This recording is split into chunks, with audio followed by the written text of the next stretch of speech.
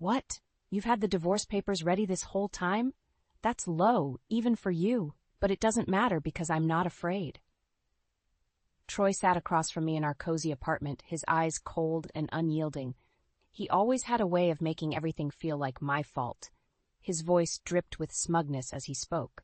Casey, it's simple. You either quit your job and take care of my father, or we're done. I couldn't believe what I was hearing. Troy, I can't just give up my life. I love my job and you already know that. Why can't we find another way to take care of Dan? His gaze hardened. You don't get it, do you? This is about family. My dad needs you, and you owe it to us to be there for him. I leaned back, the weight of his words pressing down on me. This was the man I married, the one I once thought I'd spend forever with. But now I was seeing the manipulative tactics right in front of me. No, Troy, I said firmly. I don't owe him my career. He scoffed, standing up and stepping closer. You wouldn't understand loyalty if it hit you in the face, Casey. Before I could retort, my phone buzzed with a text. It was Jenna, my older sister. Thinking of you. Call me if you need to talk. Perfect timing, as usual. Knowing that Jenna had my back gave me a small ounce of strength to stand my ground. I looked Troy in the eyes, taking a deep breath. You can't force me into this corner. This isn't how a marriage works. You say that, but look at where we are, Troy retorted. Dan's health is declining, and you don't even care. It's pathetic. I felt my hands clench into fists. I care about Dan, but I also care about my own life. I won't let you dictate my decisions. Troy shook his head, turning away. You'll regret this, Casey. Mark my words. Later that evening, Jenna came over. As soon as she walked in, she gave me a knowing look. He's pushing you again, isn't he? Yes, I admitted, sinking into the couch. This time, it's about quitting my job. He wants me to take care of Dan full-time. Jenna sat down next to me, her hand on my shoulder. You can't let him control you, Casey. You've worked too hard to get where you are. I sighed. I know, but it's not easy. Every step I take, he's there, pushing back. Listen, Jenna said firmly, don't lose yourself in this. If Troy really loved you, he wouldn't be making these demands. Her words struck a chord, a realization I had been avoiding for too long. You're right. I need to think about what's best for me, too. We spent the rest of the evening talking, the reality of my situation sinking in deeper with every word exchanged. Jenna's unwavering support was the anchor I desperately needed. After she left, I sat in the living room, replaying the day's events in my mind. Troy had shown his true colors, and I knew I had to prepare for what was coming next. No matter how hard it would be, I couldn't let him win. The next Saturday came faster than I had hoped, and soon enough, Troy and I were pulling up to his parents' house. Stepping out of the car, I could feel the tension build in my shoulders. Jenna's words were still fresh in my mind, but this was a different battlefield. Casey, do try to smile, Troy said, unlocking the front door, his voice dripping with sarcasm. We don't need your attitude today. I followed him inside, biting back a retort. Dan greeted us in the living room, a glass of whiskey in hand. Troy, Casey, nice to see you both. His eyes bore into mine, a subtle challenge. We made our way to the dining table, Troy's mother bustling around the kitchen. The small talk was as strained as ever, with Troy playing the charming son. But as the meal progressed, Dan's real agenda began to surface. So Casey, Dan began, setting his fork down. How's work? Must be hard balancing everything with Troy and, well, potential future responsibilities. I forced a smile, swallowing my irritation. Work's been good, thank you. Busy but fulfilling. Dan nodded, a knowing glint in his eye. I see. You know, family is important. Troy's mother and I have always put family first, no matter the sacrifices. Troy shot me a glance, urging me to respond appropriately. I cleared my throat. I understand, Dan, and I care about family too, but sometimes it's okay to find a balance. Oh, balance, Dan chuckled, taking a sip of his drink. Sometimes that's just an excuse to avoid hard choices. The comment hung in the air like a challenge. Sometimes hard choices are necessary, I replied, keeping my voice steady, but they shouldn't require losing yourself in the process. Troy jumped in, clearly trying to steer the conversation. Casey's always been passionate about her work. Maybe she can find a way to balance both, Dad. Dan leaned back, giving Troy a nod. Sure, but passions can change, especially when love and duty call. Just a thought, Casey. The rest of the meal was spent in a blur of forced conversations and thinly veiled comments. By the time we left, my head was pounding from the effort of maintaining my composure. Once we were in the car, Troy's mask dropped. "You just can't help yourself, can you?" he spat, gripping the steering wheel tightly. "My father was trying to have a conversation, and you just had to challenge him." "I was standing up for myself," I shot back. "You can't expect me to agree with everything blindly. You're so stubborn, Casey. This is why we're having problems. You don't respect my family." I let out a bitter laugh. "Respect goes both ways, Troy, and I'm done being the one who always bends." The drive home was silent, the air thick with unspoken resentment. Inside my mind, Jenna's warning rang clear: don't lose yourself. The cracks in our facade were widening, and I knew this was just the beginning. At home, I finally broke the silence. "Troy, this isn't how a marriage should be. We need to figure something out." He didn't look at me as he headed to the bedroom, his voice cold. "Figure it out yourself, Casey. I've done my part." Staring at the closed door, I realized Jenna was right. Troy and his father wouldn't stop until they had full control, and as I stood alone in the living room, I made a silent vow: I would fight back, no matter the cost. It was late on a Wednesday evening, and the living room felt like a battlefield as I faced Troy. I had just come home from work, barely managing to keep my composure after another intense meeting with my team. But it seemed Troy had other plans for tonight. "You haven't actually considered quitting, have you?" he started, his voice mocking. "It's like you don't care about us or my father at all." I dropped my keys on the table, not ready to entertain another of his guilt trips. "We had this conversation, Troy. My job is important to me. Besides, there are other ways to support your father." His eyes narrowed, the tension in the room thickening. "Casey, let me make this clear. Either you quit your job and start being a proper daughter-in-law, or this marriage is over." I blinked, the weight of his ultimatum hitting me like a freight train. "You can't be serious. You're choosing this moment to push me?" He stepped closer, his tone menacing. "I'm absolutely serious. It's time you pick your career or our family." I felt a surge of anger rising. Since when did being part of this family mean sacrificing everything I've worked for? You can't just demand that I give up my entire life. "You're being selfish, Casey. My father's health is deteriorating, and you're thinking about your career?" He shook his head. "You've changed." I crossed my arms, standing my ground. "Maybe I have, but I'm not going to lose myself just to fit into your mold." He sneered, exasperation evident on his face. "If you won't do this for my father, what guarantee do I have that you even care about this marriage?" A bitter laugh escaped my lips. "What marriage, Troy? The one where you lord every decision over me, where your father's opinions matter more than my own? That's not a marriage. It's control." The room fell silent, the walls closing in on us as the reality of our situation sank in. Troy's gaze softened, but only slightly. "You have till the end of the month to decide, Casey. If you haven't quit by then, don't expect to find me here." I swallowed hard, unable to believe the person in front of me was the same man I once loved. He stormed off, slamming the bedroom door behind him, leaving me standing alone in the fallout. Later, I called Jenna, my fingers trembling as I dialed. She picked up quickly. "Hey, Casey, everything okay?" I took a deep breath. "No, it's not. Troy gave me an ultimatum tonight. Quit my job or he's leaving." "Oh, Casey?" Jenna sighed. "That's a terrible position to be in. What are you going to do?" I paced the living room, trying to steady my thoughts. "I don't know, Jenna, but I can't let him force me into this. I need to stand up for myself." "Absolutely, you do," Jenna replied, her voice a firm anchor in the chaos. "We'll figure it out together. You're not alone in this." After we hung up, I sat on the couch, my determination growing stronger by the minute.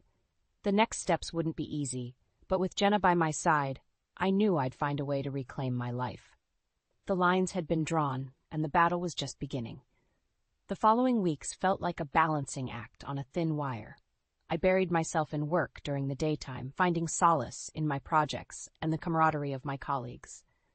But the nights were a different story. Troy's silent treatment was a continuous reminder of the storm brewing overhead.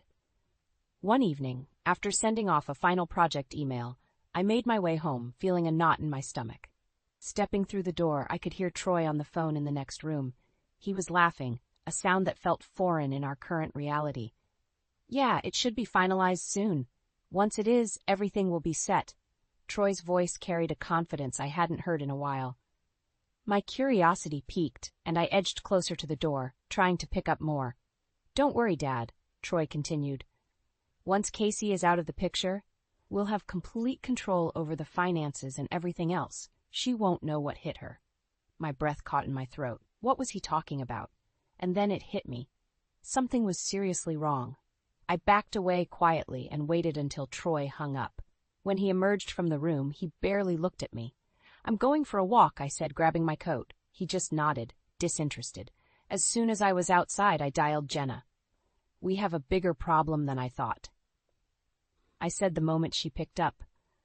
I overheard Troy on the phone with his dad. "They're planning something, and it involves our finances." "Calm down, Casey. What did you hear exactly?" Jenna's voice was calm, yet urgent. "They're planning to cut me out somehow. Troy mentioned finalizing something and gaining control once I'm out of the picture. Jenna, I need to find out what they're up to." "All right, get home safely, and we'll figure this out together. First, check Troy's emails or any documents he might be hiding. We need proof." Back at home, I waited until Troy was asleep before starting my search. Navigating through his laptop, I stumbled upon an email chain that seemed suspicious. The heading read, "Re-Financial Adjustments." Clicking through, my heart sank further with each line I read. Transactions, account details, highly confidential terms. It all pointed to Troy lying about his job promotion and covertly using my income to fund a joint account with Dan. With shaking hands, I printed out the emails. This was exactly the kind of evidence Jenna and I needed. As I gathered the papers, feelings of betrayal and anger fused into a resolve. The next morning, I met Jenna at a nearby coffee shop. "You won't believe what I found," I said, handing her the printed emails.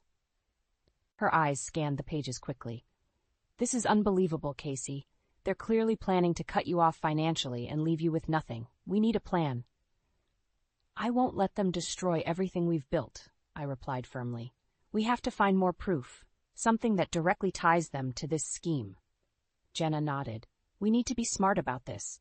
Let's gather as much evidence as we can and ensure it's irrefutable." Leaving the coffee shop, a sense of dread mingled with newfound determination. This was just the beginning, but I wouldn't back down. Troy and his father had underestimated me, and they were about to learn a hard lesson. With Jenna by my side, I was ready to take the fight to them. It was time to turn the tables, no matter what it took. Dinner at Troy's parents' house felt tense, like we were all actors in a badly written play. Dan sat at the head of the table, a smug look on his face, while Troy played the dutiful son. I felt like I was being scrutinized from all angles. As expected, Dan started with the subtle digs. "So, Casey, how's the job going? Must be quite demanding with everything else on your plate." I smiled politely, feeling the dagger in his words. "It's busy but rewarding, thank you for asking." Troy chimed in, his voice sickeningly sweet. "You know, Casey's been considering some changes, maybe spending more time with us, right, dear?" I forced myself to keep calm. "Nothing's been decided yet, Troy. I'm still weighing my options." Dan's eyes glinted with hidden menace. "I'm sure you'll make the right choice. Family should always come first." In the middle of the meal, I excused myself to go to the bathroom. The plan Jenna and I had cooked up was playing out in my mind. I pulled out my phone and turned on the recording app, slipping it into my purse before heading back to the dining room. My heart pounded with anticipation. When I sat back down, Dan leaned towards Troy, his voice dropping just low enough to think I wouldn't hear. "She's too stubborn, Troy. We need to tighten the reins, remind her who's in control." Troy nodded, his face a mask of concern. "I know, Dad, I'll handle it. She'll fall in line, just like always. We'll make sure of it." My stomach churned, but I forced myself to keep a neutral expression. Jenna was right. We needed more than just suspicion. We needed undeniable proof. As dinner wrapped up, Dan placed a heavy hand on my shoulder. "Remember, Casey, we're all family here. Sometimes sacrifices need to be made for the greater good." I managed a tight smile, the weight of his touch disgusting me. "Of course, Dan, I understand." Once we were in the car driving home, Troy's false kindness disappeared. "You didn't have to be so cold tonight," he snapped. "My father was trying to be nice." I didn't trust myself to respond without revealing my plan, so I stared out the window, keeping my silence. When we got home, Troy went straight to bed, leaving me alone to review the recording. In the quiet of the living room, I plugged my phone into my laptop and played back the recording. Hearing Dan's manipulation and Troy's compliance felt like a knife turning in my gut. The next day I met Jenna again. Dana and Troy practically laid out their plans over dinner, I said, playing her the recording on my phone. Jenna's eyes widened as she listened. This is it, Casey. This is the proof we need. Now we have to act smart. We can't let them find out that we know. I nodded. We need to build a strong case, something they can't weasel out of. Exactly, Jenna agreed. Now's the time to gather everything and be meticulous. We only get one shot at this. Walking out of the coffee shop, I felt a grim sense of satisfaction. The tides were turning. For every lie and manipulation, Troy and Dan would pay. And as I gripped my purse tighter, I knew that I had just taken the first big step in reclaiming my life. There would be more battles ahead, but I was ready. The game had changed, and now I held the cards. A few evenings later, I sat in the living room, waiting for Troy to come home.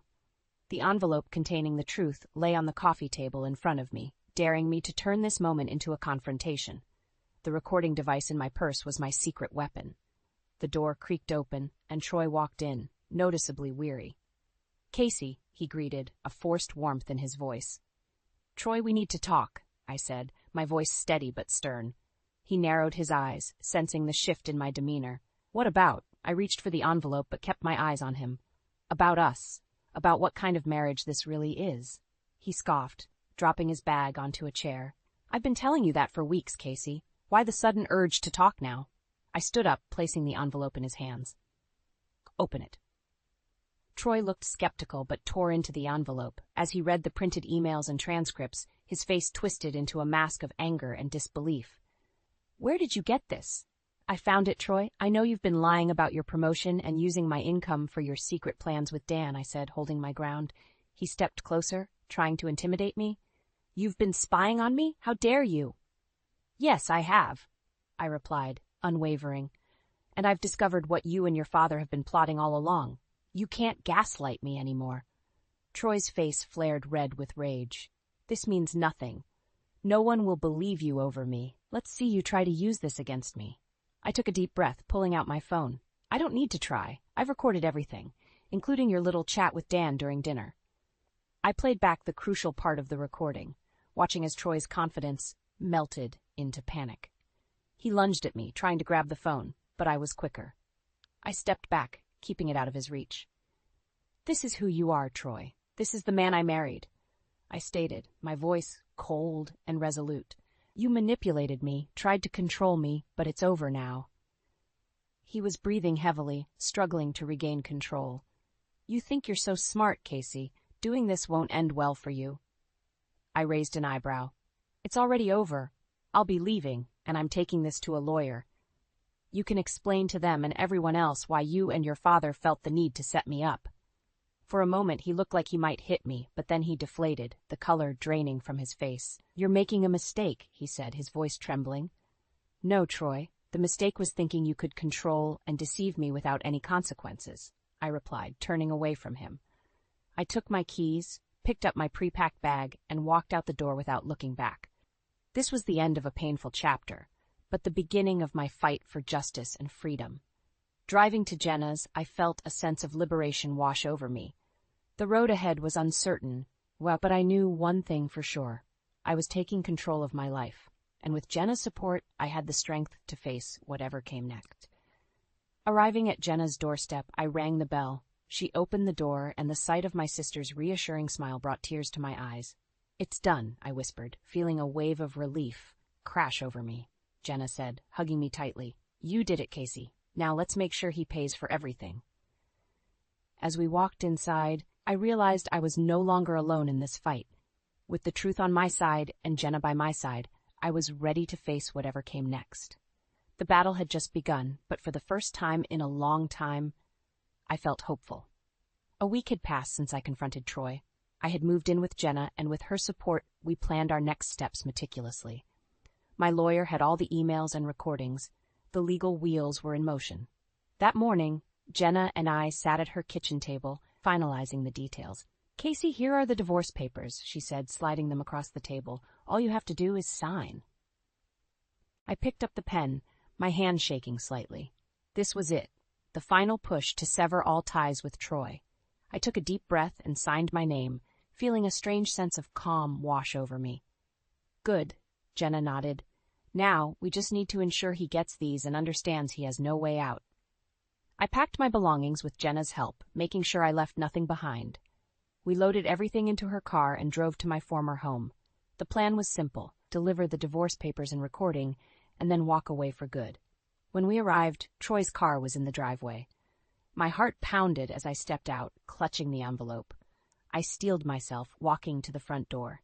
Jenna followed, ready to support me if needed. I knocked, and after a tense moment, Troy opened the door. His face turned pale when he saw me.